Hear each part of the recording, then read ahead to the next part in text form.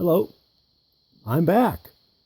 I'm sorry that I have not been making too many videos lately. It's been, a week and a half, 2 weeks?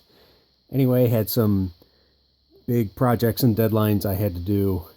I'm still very busy, but I figure I will get a video out to satisfy you.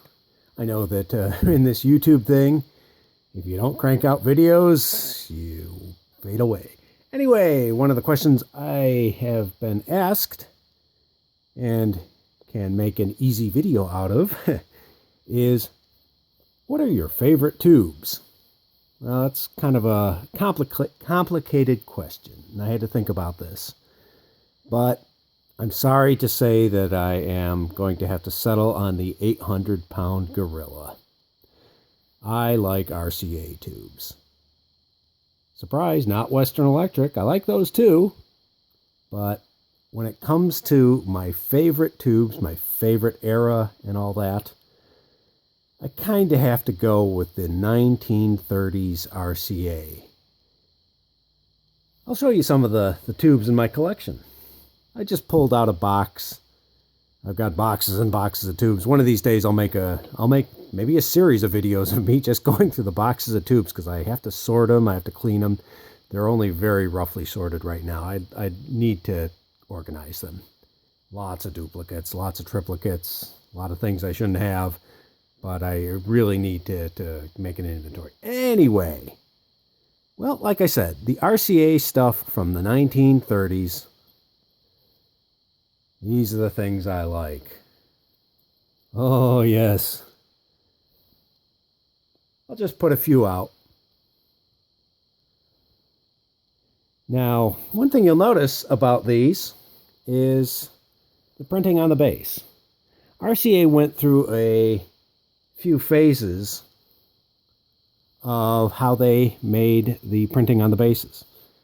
And this, what you see here with the meatball and the Radiotron and this very 1930s looking script here, well, guess what? It's from the 1930s. This was a style that they devised in the mid-1930s, originally with the branded base tubes, but eventually went to the printed base when the branded base tubes went out of fashion. And these are kind of aesthetically my favorite tubes. Now, the transmitting tubes, come on, stay there. It wants to roll over. With the ceramic base, well, what do we have here? An 809, kind of a classic ham tube. Very nice. I love that. Needs a little cleaning. But probably 1939, just before World War II. This is an oddball. 1608. Oh, no, sorry. This is an 801. This is a 1608, which is, I think, a mobile rated version of an 801. Quick heating filament, lower voltage, but strangely very different. Almost looks like a 2A3. But graphite plates. Weird thing. One thing about the printed tubes is on the bases, you'll see sometimes they're red, sometimes they're silver. The red ones are actually the earlier ones. These were the first of the printed base types. This is an 81 rectifier. Wish it was a 50. I think I do actually have a red-based printed 50 somewhere in the collection. But the red ones were from about 1936 to 1939, and then just before the war, they went to the silver. You can actually sort of date RCA tubes simply by how the base is printed. Sometimes, with the branded bases, they came into a licensing deal, and sometimes they put DeForest. They dug that name out. This is an 800, early VHF triode. Has two caps. Very neat tube. I like that tube. And then sometimes they in the early 30s, they still had the UX prefix. This is a 865, small transmitting tube. Oh, but this stuff, I love this stuff. Here's a UX841. Now, they also did have some variations on the branded base. And maybe I'll do a video on that as well, because it does get to be quite complicated. The eras where they fiddled around with the branding and such like that. You can actually sort of get an idea of when things were made and maybe even where they were made. Here's another one. This is actually kind of an interesting tube that maybe I should throw out some questions about. This is a very early production 866 mercury vapor rectifier, UX866.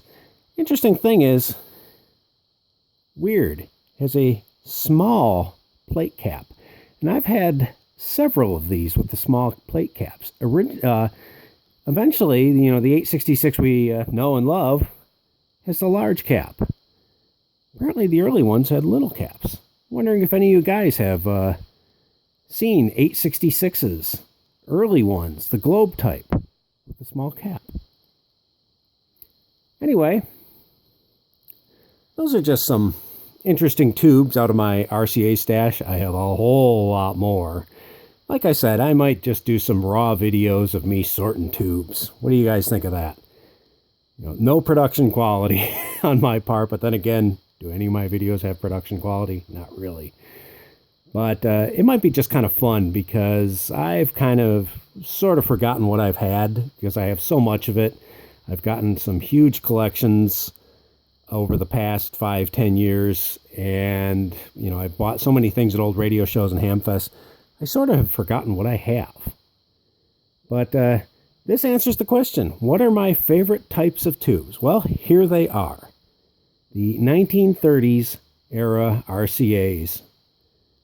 We have a neat collection here. Obviously there are some bigger ones, there are some weirder ones.